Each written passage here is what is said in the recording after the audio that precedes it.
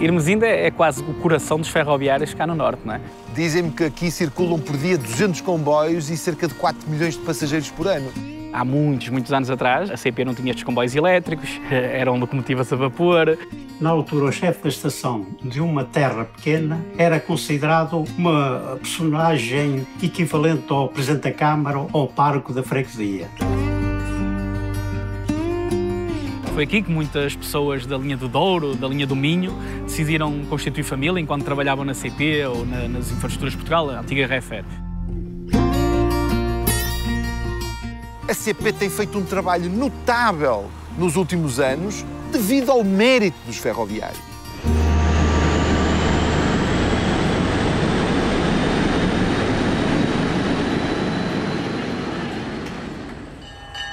A ferrovia portuguesa percorreu uma longa viagem, desde que o governo de Costa Cabral criou em 1844 a Companhia das Obras Públicas de Portugal. Em 1860 é criada a Companhia Real dos Caminhos de Ferro Portugueses. Em 1867 o governo propõe a construção das linhas do Porto a Braga e à fronteira do Minho e do Porto ao Pinhão. Os trabalhos da linha do Minho começaram em 1872. A linha do Douro iniciou os seus projetos e trabalhos em 1873. Em 1875, o troço de Irmesinde a Penafiel foi finalmente aberto à exploração.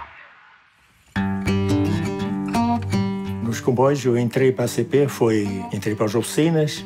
Depois, passado 4 anos, trabalhei lá na minha zona, que era no Pocinho, na linha da Via Estreita. Aquelas máquinas foram elas que transportaram o ferro e todo o cimento para fazer as barragens de Miranda, Picota e Bem Posta. Eu entrei para a escola de aprendizes com 16 anos, em 1967.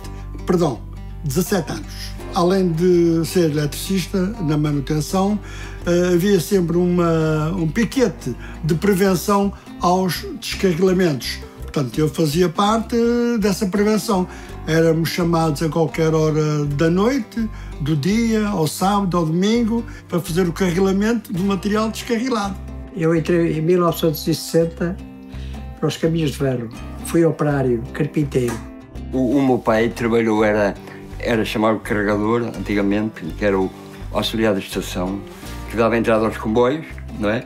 É o que ia à agulha, virava a agulha, punha-se a bandeira para o comboio entrar e depois ainda vinha à estação fazer a descarga dos volumes e abrir a estação, fazia o serviço todo. O trabalho do maquinista o principal era conhecer a linha. Havia sempre os pontos de referência, por exemplo, a linha de Douro, havia uma árvore que era diferente das outras, um sítio qualquer que a gente não via nada.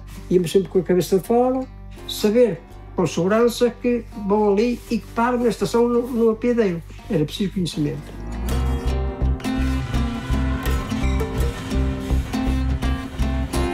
No vapor, portanto, trabalhei na linha do Sabor, não é? E depois continuei aqui no vapor, porque nesse tempo não havia diesel, era só, na região norte era só vapor. Quem trabalhou no vapor, de verão, com aquela fornalha ali a carvão, com aquele calor todo, aquilo era horrível. Quase todas as estações principais tinham uma grua para abastecer a máquina. A máquina parava, a vez recuava, ia abrir a grua, que era uma rodana, e a água caía, enchia de água a caldeira.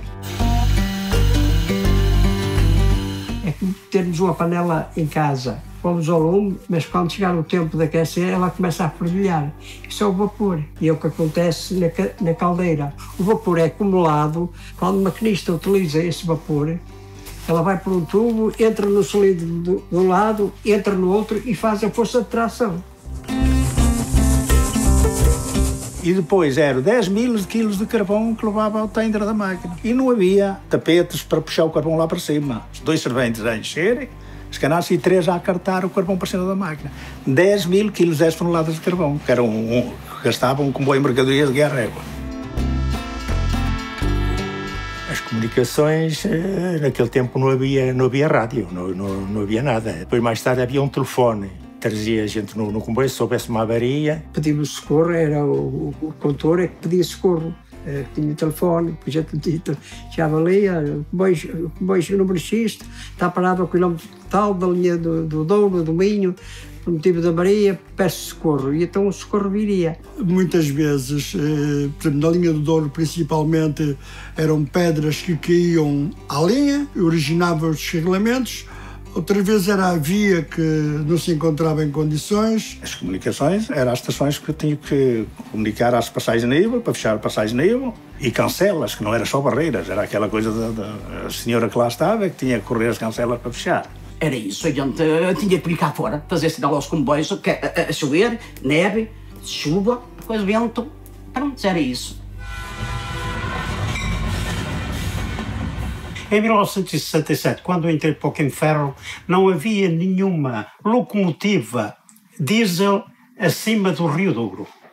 Todas as locomotivas de mercadorias e de passageiros eram ainda a vapor. Quando o vapor terminou, fomos tirar os cursos da máquina diesel e da máquina elétrica, fomos para o centro de formação do entroncamento. Depois aparecem as máquinas, que eram as 1400, as máquinas diesel que estão aí. Em seguida foram as automotores que vieram, que era o UDD Rolls-Royce. Na máquina diesel a gente ali vai sentado, aquilo é ali um lorde na máquina diesel. Pronto. É como estou aqui, pronto, tem gente aqui à mesa, à nossa frente, a mesa com os comandos e a gente comanda ali. Pronto.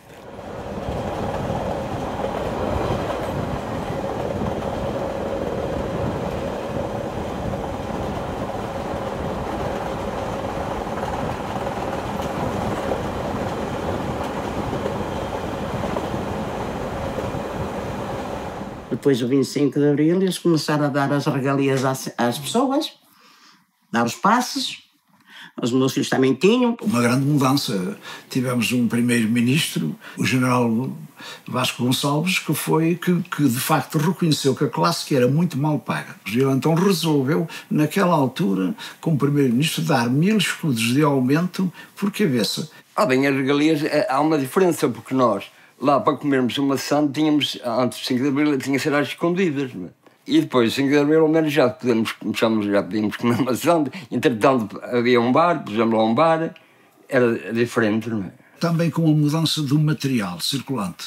De 25 de Abril, com este novo material que aqui está nas regiões suburbanas, quer na Grande Lisboa e na Grande Porto, também viemos a servir melhor o utente do caminho de ferro, porque circulava em carruagens onde atos desumanos, de facto, da circulação, e este material circulante que apareceu quase após ainda uns anos de 25 de Abril, isto foi uma maioria, e as pessoas passaram a procurar o comboio. Na década de 80, 90, digamos que até desde 25 de Abril até ao ano 2019, em que chega um ministro que tem uma visão diferente daquilo que é a ferrovia, nós fomos diminuindo o número de serviços. Ou seja, a frequência de serviços. Os comboios aparecem menos na estação.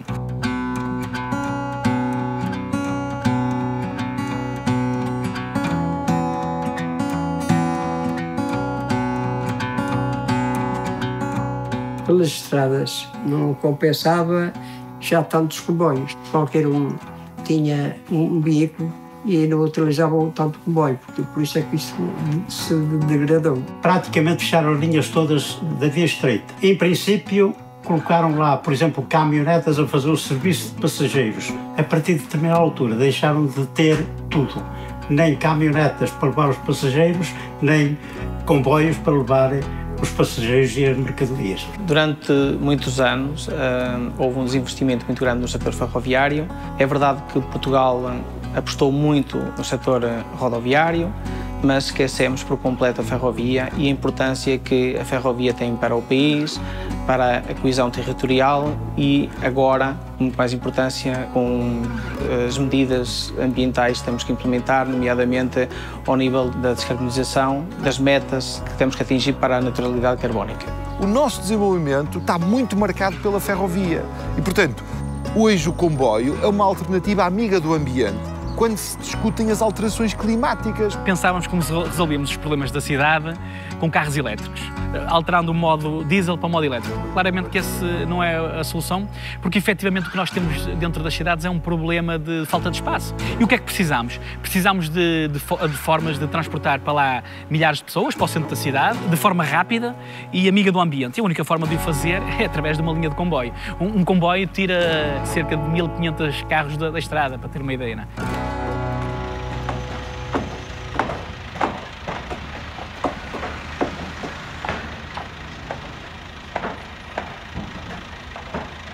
Aqui em Irmesinde fixaram-se muitas pessoas que, pela proximidade ao Porto, encontraram aqui um bom sítio para construírem a sua casa, para fazerem, digamos assim, apostarem numa família. Nós temos ali 314 famílias, contei já eu, que todos têm ou são ou têm descendentes ferroviários, tudo ligado ao caminho de ferro. Quando os comboios vão cheios, chegam a Irmesinde, ficam todos vazios, porque sai de lá quase tudo. Irmesinde era um centro de tráfego de mercadoria, tinha linhas, deixava material, deixava vagões, tomava vagões, aquilo. Por isso é que os comboios demoravam muito tempo de consumir a régua. Por via de ser mais acessível a chegada ao Porto, não é? Tudo isto teve a ver, efetivamente, com a chegada do comboio em 1875.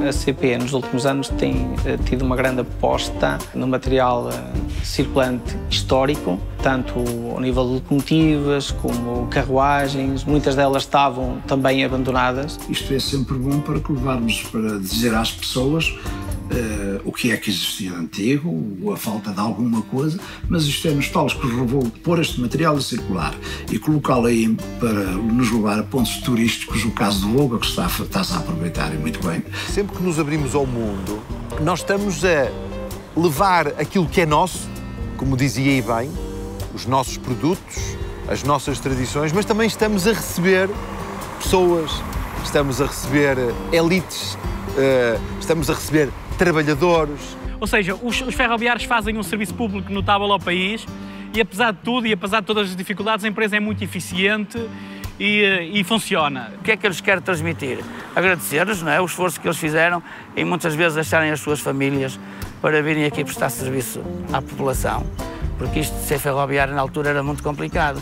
Eu ainda me recordo que eles iam daqui para o Tua e dormiam nos armazéns em condições muito precárias, porque eles não podiam ir e vir no mesmo dia. Tive muitas saudades. Já estou reformado há 20 anos. Custou-me a passar aquele tempo da convivência com os colegas e depois a gente estava habituado a lidar com isto e a conduzir comboios. Eu gostava muito de conduzir comboios. E deixou-me bastante saudades, mas tudo vai passando, não é? Eu não tenho dúvidas nenhumas em afirmar que o caminho de ferro, a linha de caminho de ferro, a ferrovia e os ferroviários são determinantes no desenvolvimento do concelho e, em particular, da cidade de Irmesinde.